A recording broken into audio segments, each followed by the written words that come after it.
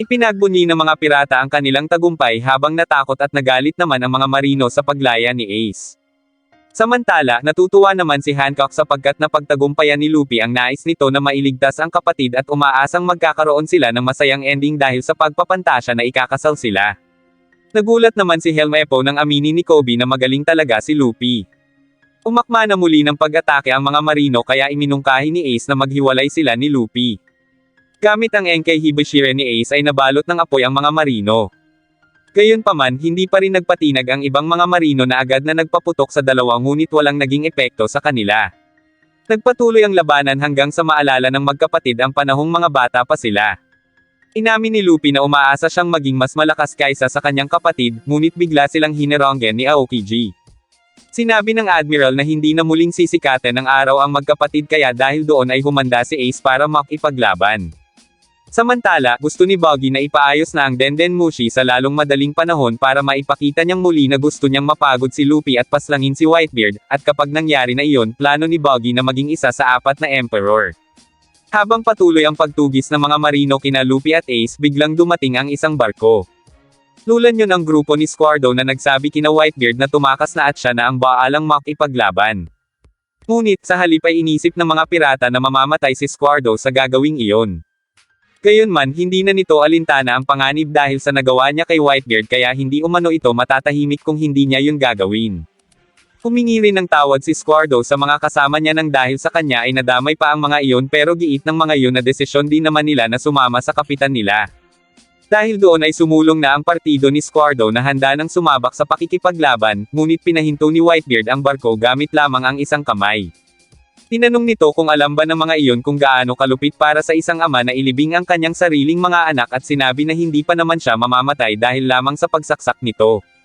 Pagkatapos ay humarap si Whitebeard sa mga pirata at sinabing ibibigay niya na ang kanyang huling utos bilang kapitan. Nagprotesta ang mga pirata nang marinig ang salitang huli dahil gusto nilang bumalik sa New World nang magkakasama pa rin sila. Habang nagpapaputok ng Crossfire Cross si Ace, patuloy na sinasabi ni Whitebeard na kahit na magkakapamilya ay kailangan ding maghiwa-hiwalay ng landas at ang tanging hiling niya ay makabalik ang kanyang mga anak sa New World at ipagpatuloy ang kanilang pamana. Sa pagtatapos ng kanyang panahon, sinabi ni Whitebeard na walang barko ang makapagdadala sa kanya sa bagong kapanahunan. Sumuntok ito ng malakas na nagdulot ng lindol at nagsimulang masira ang Marineford. Hiniling ni Whitebeard sa mga pirata na lumikas at gumawa ng kanilang sariling landas habang sinasariwa nito ang panahong pinamunuan niya ang mga pirata. Para kay Whitebeard ay nagkaroon din naman siya ng mahabang paglalakbay kasama ang mga iyon. Kaya naman, nakangiting sumigaw si Whitebeard na tatapusin niya ang laban para sa lahat. Nagsimulang gumuho ang Marineford, ngunit sa pagbaba ng isla, ang ilan sa mga tauhan ni Whitebeard ay ayaw iwan ang kanilang kapitan. Dahil doon ay nagalit si Whitebeard at sinabing hindi ang mga iyon sumusunod sa kanyang utos. Kaya naman, napilitang umatras ang mga pirata kahit labag sa kanilang kalooban na iwan ang kapitan.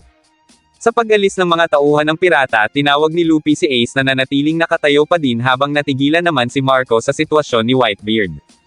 Habang patuloy na hinahampas ni Whitebeard ang Marineford, napagtanto ni Sengoku na nais nitong palubugin sa dagat ang buong isla at dalhin ang bawat marino kasama siya. Sa Sabaody Archipelago, nababahala ang mga tao sa kalagayan ni Whitebeard sa pag-aakalang nagtaksil nga iyon sa kanyang mga kaalyado. Naiinis naman si Buggy sapagkat hindi pa rin gumagana ang Denden Mushi gayong nais niya nang mapabagsak si Whitebeard at maipahayag ang kanyang tagumpay.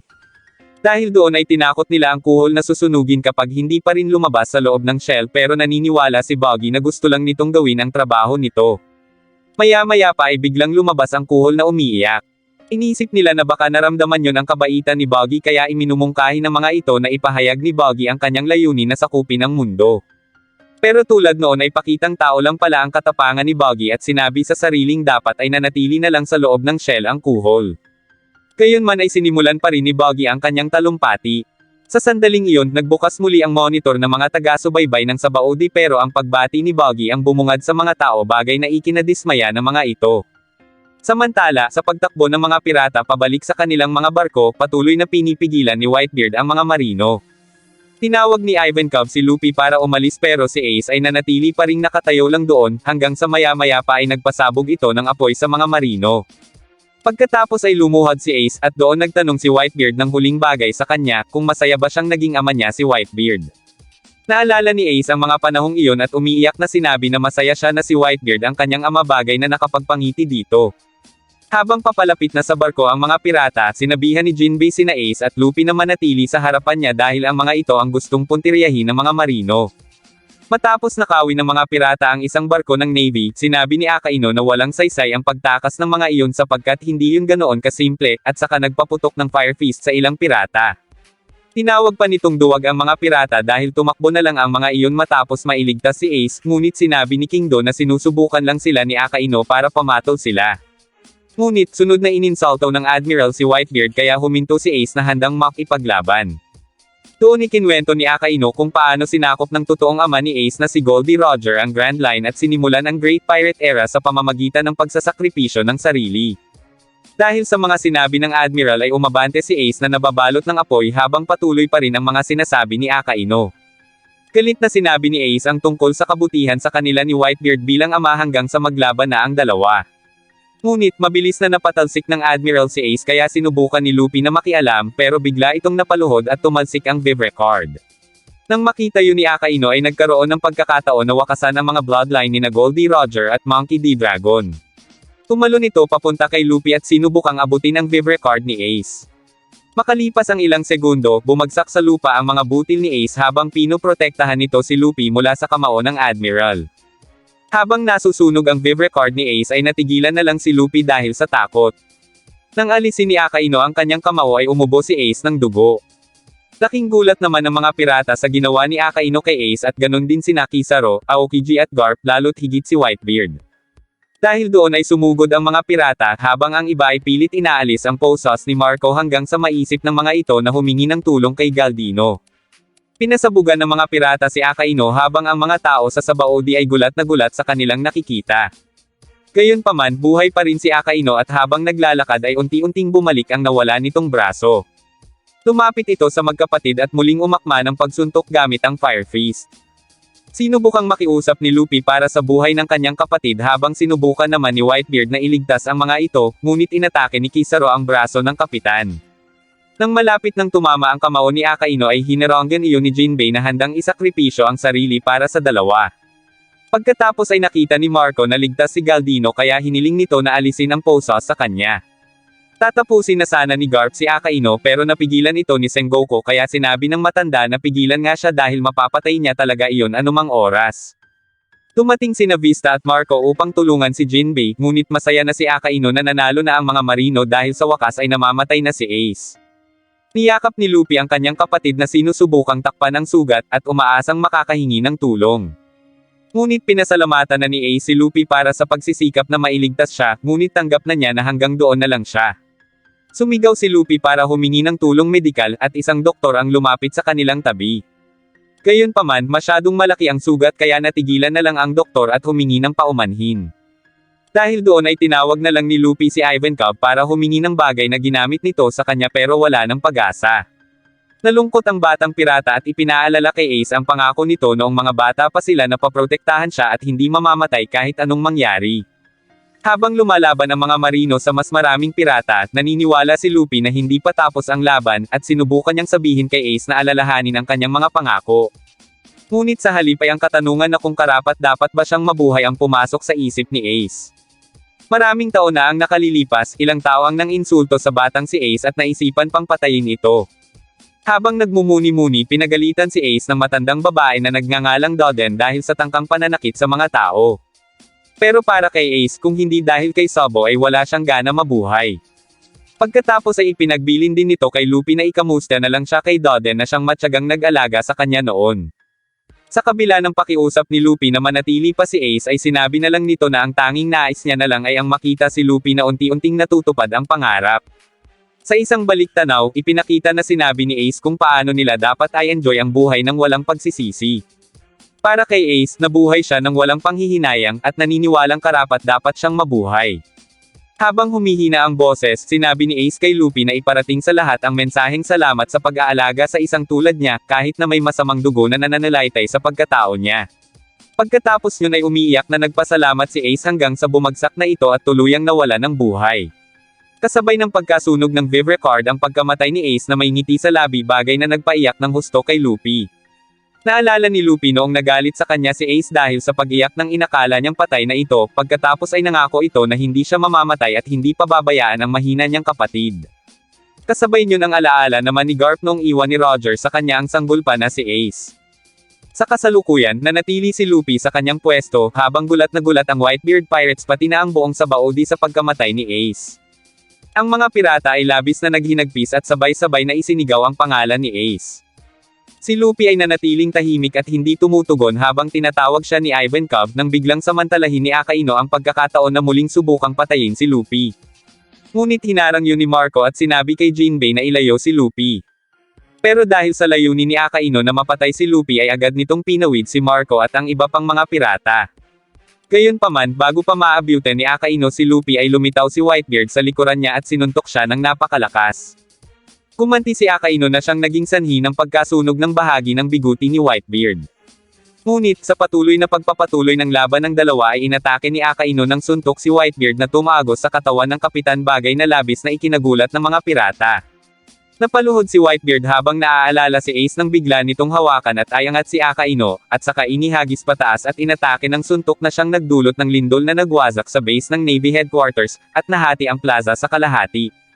Dahil doon ay nahulog ang ilang mga marino sa dagat at nahiwalay ang mga pirata sa mga marino, ngunit nagsumigaw ang mga ito sapagkat si Whitebeard ay nasa kabilang panig. Nagsalita ang nagtataka na si Sengoku dahil may natitira pa ring kapangyarihan si Whitebeard, pero sinabi ni Whitebeard na hindi pa siya tapos. Nang magsimula si Whitebeard na gamitin ang kapangyarihan laban sa mga marino, umiiyak na sinabi ni Marco na sumakay na ang lahat sa barko. Bumaril ang mga marino sa nagtatakbuhang mga pirata, habang nanatili naman si Marco sa kinatatayuan niya na nakatingin kay Whitebeard.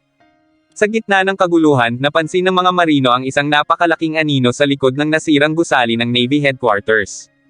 Hindi ito nag-iisa dahil marami pa itong kasamahan sa itaas ng gusali. Nang makita iyon ay nagtaka si Sengoku kung paano ang mga yun nakarating doon.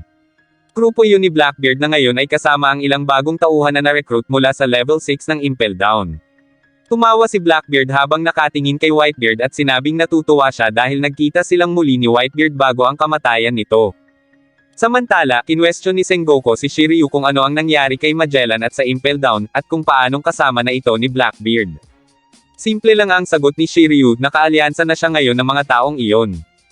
Inamin din ni Luffy na siya ang may dahilan kung paano sila nakapasok doon.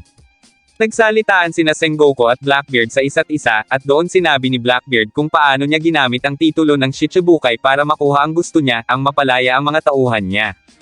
Biglang umatake si Whitebeard bilang ganti sa pagpatay ni Blackbeard kay Thatch, at para ipaghiganti ang pagkamatay ni Ace.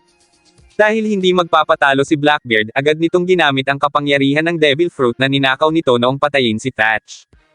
Nagsimulang maglaban ang dalawa hanggang sa matamaan si Whitebeard ng isang kritikal na suntok. Gayunman, lumaban pa rin ito kay Blackbeard at sinubukang durugan ang lalamunan yun sa pamamagitan ng pagsakal at ng malakas na pagsuntok. Natuwa ang mga Whitebeard Pirates sa pag-aakalang tapos na si Blackbeard, ngunit nakaligtas pala ito. Lumapit si Whitebeard sa takot na si Blackbeard, pero nang atakihin niya muli ito ay inunahan na siya ng mga tripulante ni Blackbeard sa duwag na paraan, sa pamamagitan ng paggamit ng mga baril at blade. Kitang-kita ng mga Whitebeard Pirate kung paano pinagtulungan ang kanilang kapitan, at sa mga huling sandali nito, naalala ni Whitebeard ang huling pagkikita nila ni Roger. Doon niya nalaman ang kasaysayan sa likod ng gitnang pangalan nitong letrang D. Sa kasalukuyan, habang nanghihina si Whitebeard ay binanggit nito kung paano naghihintay si Roger sa isang tao na may inisyal na D, ngunit sinabi kay Blackbeard na hindi siya ang hinihintay ni Goldie Roger. Dagdag pa nito na may iba pang magmamana sa hinaharap ni Ace, at kahit may sumubok na sirain iyon, ang mga apoy na iyon ay hindi kailanman mamamatay. Pagkatapos ay sinabi ni Whitebeard kay Sengoku at sa world government na ang mga ito ay natatakot sa isang dambuhalang digmaan na lalaamon sa buong mundo sa loob ng isang araw. Inamin ni Whitebeard na wala siyang pakialam sa kahihinatnan ng mundo, ngunit kung may makahanap sa kayamanan ni Roger ay mababaligtad umano ang mundo. Alam ni Whitebeard na may makakahanap nyon, at darating umano ang araw na iyon, sabay sigaw na totoo ang One Piece. Samantala, sa pamamagitan ng Denden Mushi ay nalalaman ng mga taga Sabaody ang mga nangyayari. Umiyak ang mga pirata ni Whitebeard habang nagpapasalamat naman ito sa kanyang mga anak. Sa tagal ng kanyang paglalakbay ay masaya siya na nakasama ang mga ito at naging pamilya sila. Sa pagpapaulam ni Whitebeard ay walang tigil na nagdalamhati ang kanyang mga anak, habang hindi naman makapaniwala sina Blackbeard na si Edward Newgate ay namatay ng nakatayo. Kahit sa kamatayan ay tumangging magpatinag ang katawan ni Whitebeard na nagtamo ng 267 sugat sa pamamagitan ng mga espada, 152 na sugat ng baril, at 46 na beses ding tinamaan ng bala ng kanyen. Gayunpaman, wala kahit isa sa mga sugat na iyon o kahit sa buong buhay niya ng pagiging pirata ang may tanda ng pagtakbo o pagtakas sa laban. Nagulat ang mga tao sa sabaudi mula sa kanilang napanood at mabilis ding kumalat sa buong mundo ang tungkol sa nangyari. Dahil sa tila pagkapanalo ng mga marino, ang ilang mga tao ay nagsaya sa balitang iyon. Napanood din ni Rayleigh ang pagkatalong iyon ni Whitebeard laban sa Shichibukai. Samantala, natuwa si Doflamingo tungkol sa balita at sinabing magbabago na ngayon ang panahon. Gayunman, alam nitong hindi pa doon natatapos ang lahat dahil sa mga pinakamasamang kriminal sa buong mundo at ang pinuno ng bilangguan ng Impel Down at kay Blackbeard na hindi nila alam kung ano ang pinaplano. Samantala, kumilos na ang mga pirata para umalis sa lugar. Habang tumatakbo dala si Luffy ay humingi ng tawad si Jinbei sa kawalan niya ng kakayahan na iligtas sina Ace at Whitebeard pero umaasa siya na sa pagkakataong ito ay mailigtas niya si Luffy.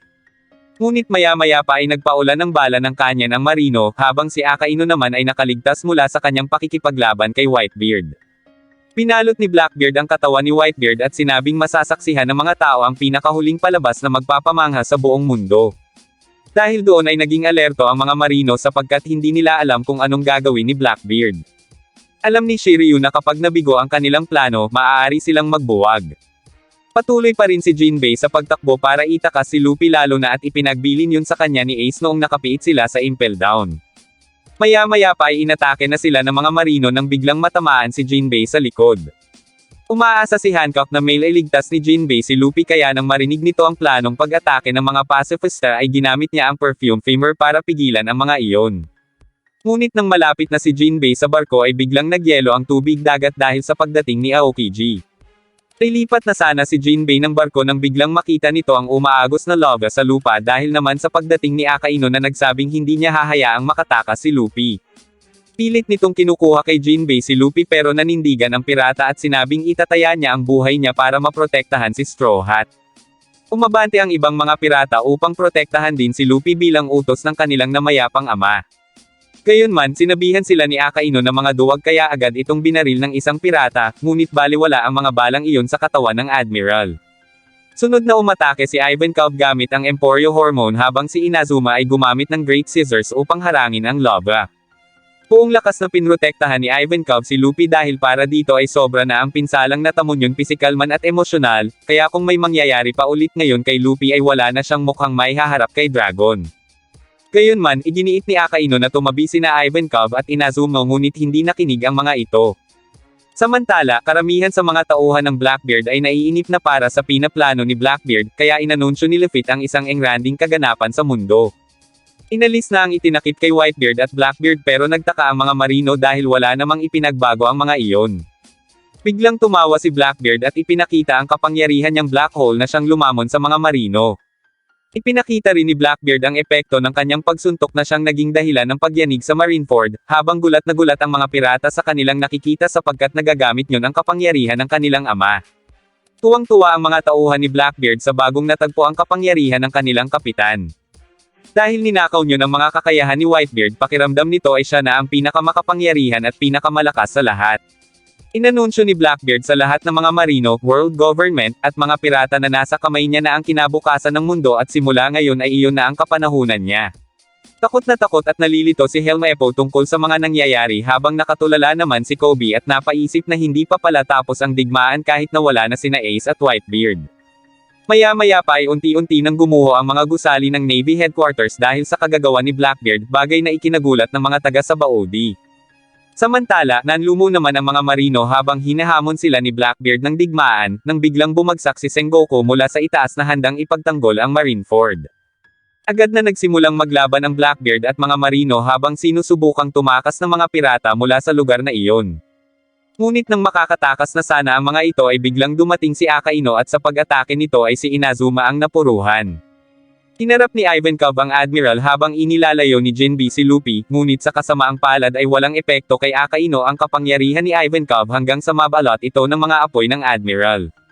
Inatake ng mga marino ang mga naiwang pirata ng Whitebeard habang nalilito si Kobe tungkol sa hustisya ng pagpatay sa mga pirata pagkatapos ng malinaw na pagkapanalo ng mga marino sa digmaan.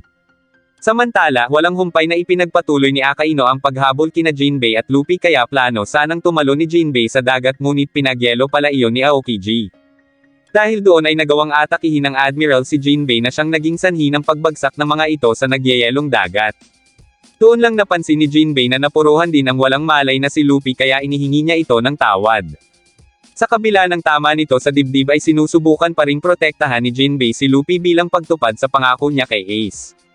Lumapit muli si Akaino at nang umakma na ito ng pag-atake ay dumating si Crocodile upang pigilan ang Admiral at saka inilayo ang dalawa gamit ang kapangyarihang buhangin papunta sa ibang mga pirata. Ngunit dahil sa lakas ng puwersa ng pagkakahagis ay napunta ang dalawa sa umiiyak na si Buggy sa halip na masalo ng mga pirata. Nakita iyon ng mga tauhan ni Buggy kaya inisip lalo ng mga ito na may kabutihan ngang itinatago ang kapitan nila.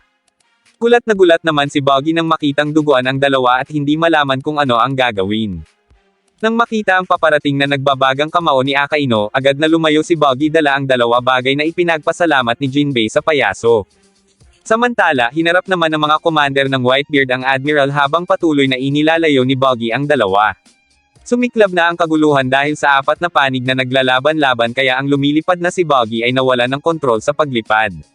Isang barko naman ang biglang lumitaw mula sa karagatan na inisip ng mga pirata na panibago na namang kaaway pero si Trafalgar Law pala ito at sinabing dalhin si Luffy sa kanya dahil siya ay isang doktor.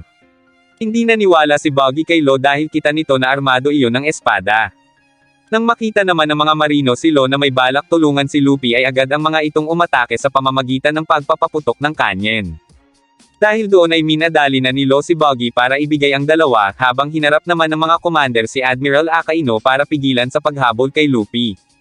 Ngunit lumabas ang napakaraming tauhan ng mga marino para umatake sa parehong mga pirata ng Whitebeard at Blackbeard. Habang patuloy na naglalaban ang mga ito, inatake naman ni Sengoku si Blackbeard. Napahawak na lang si Kobe sa kanyang ulo at nagsimulang magkaroon ng kakilakilabot na mga pangitain ng mga nagpapatayang mga pirata at marino. Umahan si Blackbeard mula sa pagkakalubog sanhi ng malakas na pag-atake ni Sengoku at muling naglaban ang dalawa. Kumilos si Burgess para atakihin sana si Sengoku pero agad iyong hinarang ni Garp na nagpapakita ng katapatan sa marino. Nang malapit na ang barko ni Law sa teritoryo ng mga marino ay ipinagbigay alam yun ni Beppo sa kapitan upang malaman kung ano ang gagawin. Itinutok ng mga Navy ang kanyen sa barko ni Law, ngunit nang ibinaba ni Blackbeard ang kanyang mga kamay ay biglang yumanig ang karagatan kaya hindi tinamaan ng mga marino ang kanilang target. Hindi lamang Marineford ang napinsala kundi maging ang langit at karagatan ay apektado rin. Nilamon ng malalaking alon ang ilang barko ng Navy at pirata habang si Blackbeard ay tuwang-tuwa sa mga nangyayari. Sa kabila ng pagyanig hinahabol pa rin ni Akaino si Buggy ngunit hinarang ito ng partido ni Vista. Nagpatuloy ang masasamang ginagawa ni Blackbeard kahit hindi pa naman ito tuluyang natututunan kung paano kontrolin ang kanyang bagong kapangyarihan. Nagbigay naman ng babala sa Sabaody para sa posibleng pagtama doon ng tsunami, kaya ang lahat ay pinayuhang lumikas sa mataas na lugar. Sa Marineford, nagpakawala ang mga marino ng mas marami pang pasifista na siyang pumatay sa ilan pang mga pirata. Ang ilan sa natitirang mga pirata ng Whitebeard ay nagpasya na lumabag sa huling utos ng kapitan at nagsimulang lumaban hanggang sa kamatayan. Kuminto na ang pagyanig ngunit patuloy pa rin ang pag-iyak ni Kobe dahil sa kalungkutan sanhi ng kaliwat kanang digmaan. Habang sinusubukan itong pakalmayan ni Helmeppo ay bigla na lang tumakbo palayo si Kobe. Habang patuloy na tumatakbo, nadapa ito sa tabi ng walang buhay na marino at pilit niya itong ginising. Nang hindi kumibo ay napansin niya ang hawak nitong kwintas at doon niya nakita ang litrato ng pamilya ng lalaki kaya nagsimula na namang umiyak si Kobe. Dahil sa pambihirang lakas ni Blackbeard ay natatakot na si Buggy habang dala pa rin ito sina Jinbei at Luffy. Inatake siya ni Kizaru bagay na ikinatakot lalo ni Buggy kaya nagpasya siyang ihagis na ang dalawa kay Jean Bart para makatakas. Dahil doon ay sinalo na ang target ng Admiral nang biglang isigaw ni Kobe na wakasan na ang labanan dahil nanalo na ang mga marino at itigil na umano ang pag-aaksaya sa buhay ng mga tao lalo at may mga pamilyang naghihintay sa mga iyon. Ngunit sa halip na makinig ay pinaaalis siya roon ni Akaino dahil nasasayang ang oras. Nang maramdamang hindi naniniwala si Kobe sa hustisya, kumilos si Akaino upang patayin ito ngunit pinigilan siya ng isang espada. Nagulat ang marami sapagkat si Shanks ang pumihil sa Admiral. Sinabi ni Shanks na naroon siya upang pigilan ang digmaan. Nang makita siya ni Garp ay nagalit ito sapagkat siya ang sinisisi ng Admiral kung bakit naging pirata si Luffy, habang halos lahat ay nagulat sa pagdating ni Shanks. Samantala, sa paglalayag ng submarino ni Law, nagmamadali ang mga tauhan nito upang iligtas sina Luffy at Jinbei na nawala na umano ng maraming dugo. Habang naghahanda ang iba para sa pagsasali ng dugo, ipinaalala ni Beppo sa kanilang kapitan na kailangan nilang pumunta sa ilalim ng tubig sa lalong madaling panahon, pero tulala lang si Law habang papalayo ang submarino. Mula sa itaas ay gulat naman si Buggy nang makita si Shanks at napatanong kung bakit yun naroon, ngunit sa halip na sumagot ay inihagis ni Shanks ang kanyang straw hat kay Buggy para ipabigay kay Luffy. Ayaw sanang sundin ni Buggy ang utos ni Shanks pero nang banggitin ni Shanks ang tungkol sa mapa ng kayamanan ay mabilis na pumayag ang payaso. Sa submarino, sumigaw na si Beppo para lang pansinin siya ni Law at sinabing kung hindi pa sila lulubog sa ilalim ng tubig ay aatakihin pa sila ng mga marino. Doon pa lang siya pinansin ni Law pero nang isasara na nila ang pinto ay biglang dumating si Buggy at agad na inihagis ang sombrero. Pagkatapos ay nagmadali na ang dalawa papasok ng submarino, at sa sandaling lumubog ang submarino ay sinabi ni Shanks na hindi pa niya makikita muli si Luffy. Sinimulan na ni Law ang kanyang operasyon habang galit na galit si Akaino dahil natakasan siya nina Jinbei at Luffy. Gayunpaman, ang kanyang mga kasama ay determinadong tapusin si Luffy kaya pinagyelo ni Aokiji ang tubig na naging sanhi ng pagkakaroon ng alarma sa submarino. Pinabilis ni Jinbart ang sasakyan papunta sa lalim na hindi na sila maaabot ng yelo at doon palang nakahinga ng maluwag si Beppo. Gayunpaman, kasunod na nagpaputok si Kizaru ng yase kanino magitama na siyang yumanig ng malakas sa submarino kaya muling pinaandar ni Jinbart ang kanilang sasakyan. Nang huminto si Kizaru ay sinabi nito na kung nakaligtas ang grupo ni Law, maaaring wala sa panig nilang mga marino ang swerte. Samantala, napasigaw si Buggy nang malaman na hindi totoo ang sinasabing mapa ni Shanks, ngunit ninitian lang siya ng dati niyang kasamahan at saka umalis. Sa pag-alis ni Shanks, napagtanto ni Buggy na maaari siyang sumakay sa mga tauhan ni Shanks upang ligtas na makaalis sa Marineford. Sa paglalakad ni Shanks ay nadaanan nito si Marco at sinabing huwag nang ituloy ang laban na iyon at umatras na lang ng tahimik. Nakita naman ng mga marino ang pag-alis ni Mihawk sapagkat si Whitebeard umano ang ipinangako niyang kalabanan at hindi si Shanks. Maya-maya pa ay inanunsyo ni Shanks sa lahat ng naroroon sa Marineford na kung sino man ang nais pang makipaglaban ay sila ang makakaharap ng mga iyon. Nagulat at walang amik ang mga marino habang ang mga tauhan ni Blackbeard ay nakatayong walang ginagawa. Tinanong ni Shanks si Blackbeard kung gusto pa ng laban pero natawa lang ito at sinabing utters na sila sapagkat nakuha na niya ang gusto niya at ayaw na niyang makipaglaban pa kay Shanks sa ngayon, sabay alis sa lugar. Bumalik sa kanyang anyong tao si Sengoku kaya ibinalik na ni Shanks ang kanyang espada.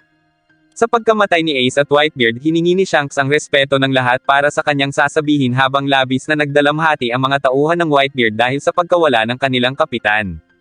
Hiniling ni Shanks na mabigyan ng maayos na libing sina Ace at Whitebeard at ayaw nitong ibandera ang mga bangkay na parang mga tropeyo. Ngunit dahil ang mga marino ang nanalo para sa mga admiral, gusto nilang ipangalandakan ang mga patay na kaaway bilang patunay ng kanilang tagumpay. Gayunpaman, pumayag si Sengoku at pinahintulutan si Shanks na ibigay kay Ace at Whitebeard ang tamang libing, bagay na ipinagpasalamat ng pirata. Pagkatapos ay ipinag-utos ni Sengoku na gamutin ang mga nasugatan at ibinalita na sa wakas ay tapos na ang digmaan. Samantala, habang tinitipon ang mga sugatan, ipinag-utos ni Garp sa mga sundalo na huwag hahayaang may mawala pang muli at unahin ang may mas malalang sugat. Sa kabilang banda, tiningnan ni Shanks ang mga katawan nina Ace at Whitebeard nang may lungkot sa mga mata, habang makikita na ang submarinong sinasakyan nina Jinbei at Luffy ay patuloy na sumisisid sa ilalim ng dagat.